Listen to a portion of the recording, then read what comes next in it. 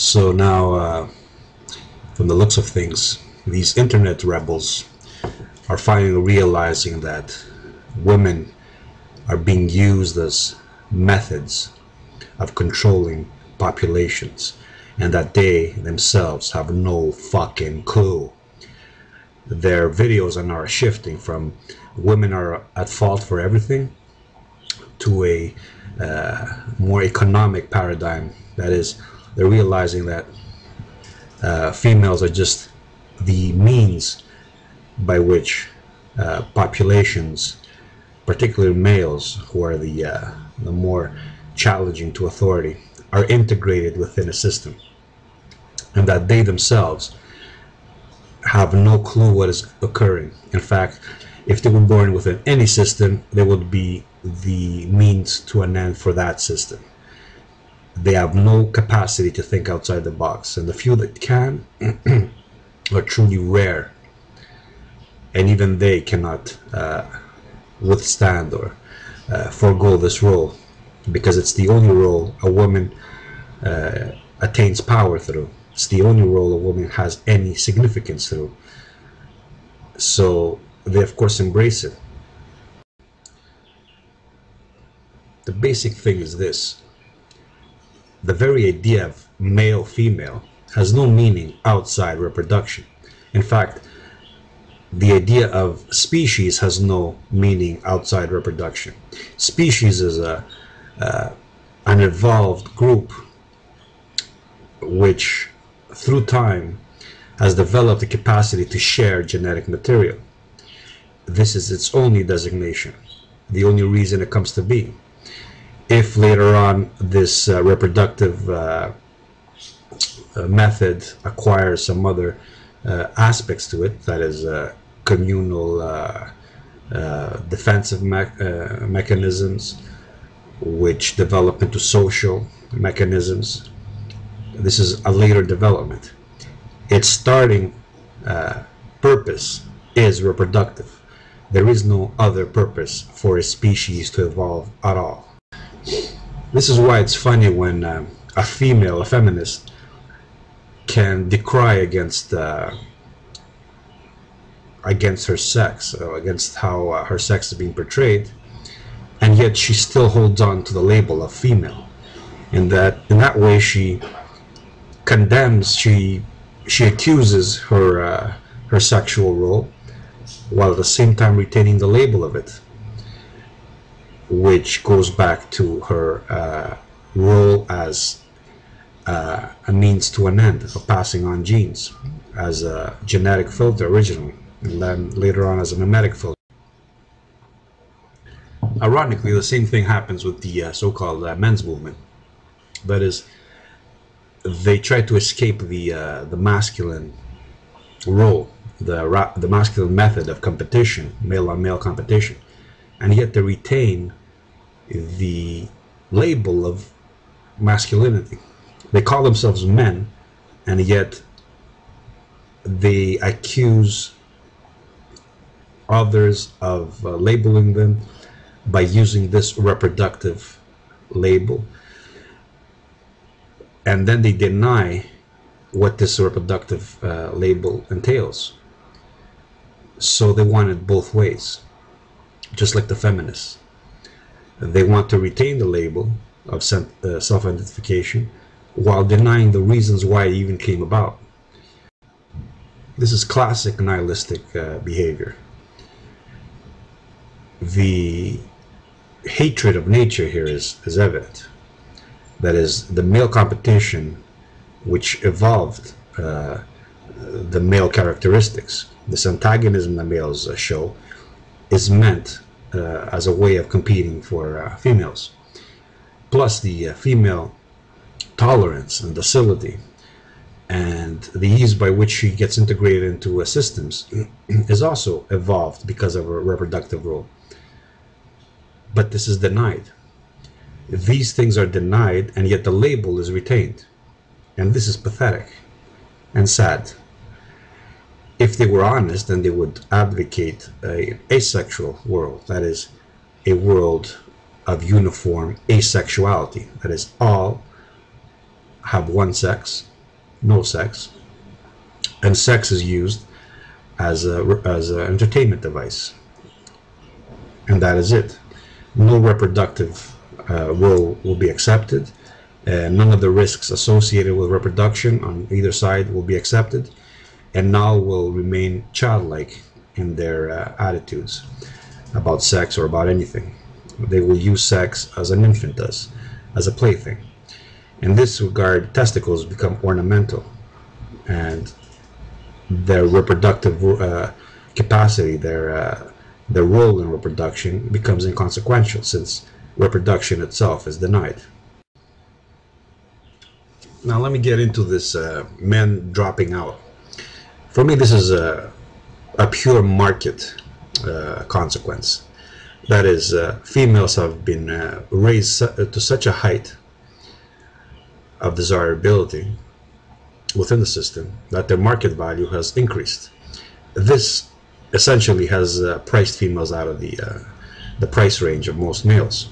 Now males can't afford to even attain the lowest of the low female, and most of them are not willing to compromise and settle for the lowest of the low female. So if they want some female who's average, and all of these of course in reference to their genetic potential, average in intelligence and in beauty and so on, then they have to work for it much more than they did in the past. In the past, with paternalism, we could say that it was a price cap.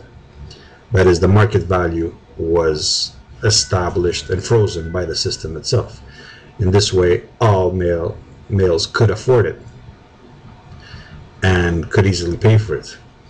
With the release of females from the middlemen, making them directly subjugated to the system itself, which is the masculine entity now, the price of the female has risen. The cost, the value of the female has risen. And this has made females unapproachable to the average male, who is unwilling to work. So this automatically excludes all males who are either lazy, incapable of working, or have a different awareness of life and existence, and are not willing to sacrifice it just to attain sexual promises. Despite all this, these men, these MRAs, these enlightened men, still insist on equality, that most fundamental of bullshit ideas infecting modern living today. They insist that all deserve something and all have the right to it. In effect, they're supporting the very market forces which prices them out of the competition, and condemning themselves to being content with having not. I'm not saying this is good or bad, I'm just saying it's ironic. Now, and I'm not referring to the men who would go their own way, so to speak, and be content to be alone, even if it wasn't for the situation. But for the men who cannot compete in the market, and who are now looking for justification to drop out or to explain why they can't compete. Now, since men have been the ones who produce civilization, the ones who create ideas, the ones who come up with the concept, with the principles that govern civilization and culture, we automatically see that women are not involved in this other than as collateral, as supportive elements. This is more of a male-on-male competition still. So I don't know what these men are talking about, this community of men who's gonna rebel against women, because women have no fucking power. It's still men who are in control, albeit they're using surrogate methods and more insidious methods of population control. The fact that most people think they're free in the United States is proof that Men are convinced that the reality they're living is actual, and whereas some men are waking up to the fact that they're wage slaves, as they call uh, they call themselves.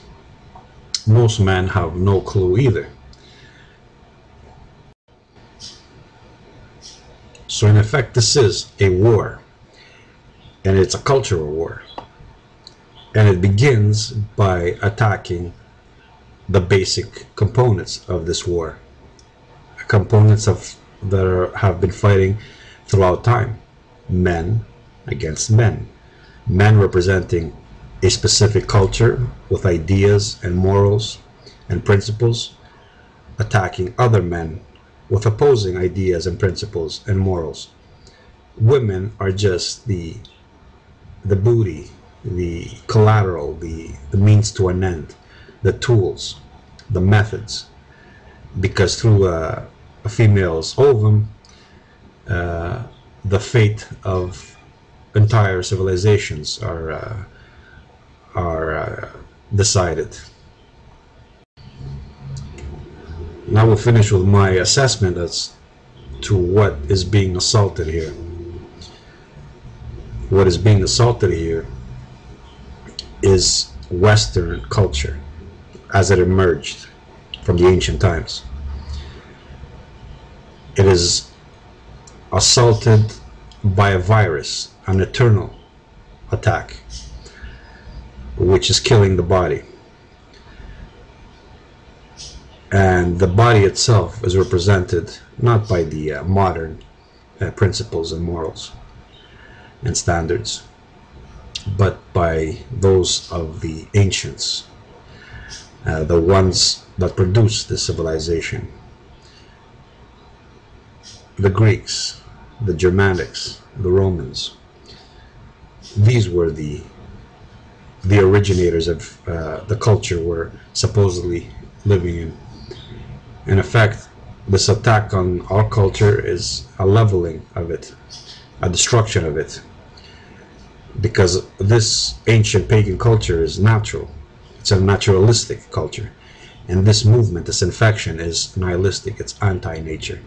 It wants to level everything, make everything uniform, and force an identity upon the population that comes from the system, from the institution itself. This is why we see people identifying with their work, with material stuff. This is why we see an absence of spirituality. This is why we see sex falling to the depths that it has, where it becomes unfulfilling, where the union of a man and a woman is purely entertainment, with no purpose, with no spiritual content, with no meaning, an emptiness, body on body, cocks and pussies interacting, and nothing more. This is a war of culture. And we see this war of culture also perpetuated against other cultures. Whether you agree with Islam or you don't, doesn't really matter. But you do see here the infection spreading now towards Islam, and then perhaps further. So this goes deeper than just female rights and male rights. This is a cultural war.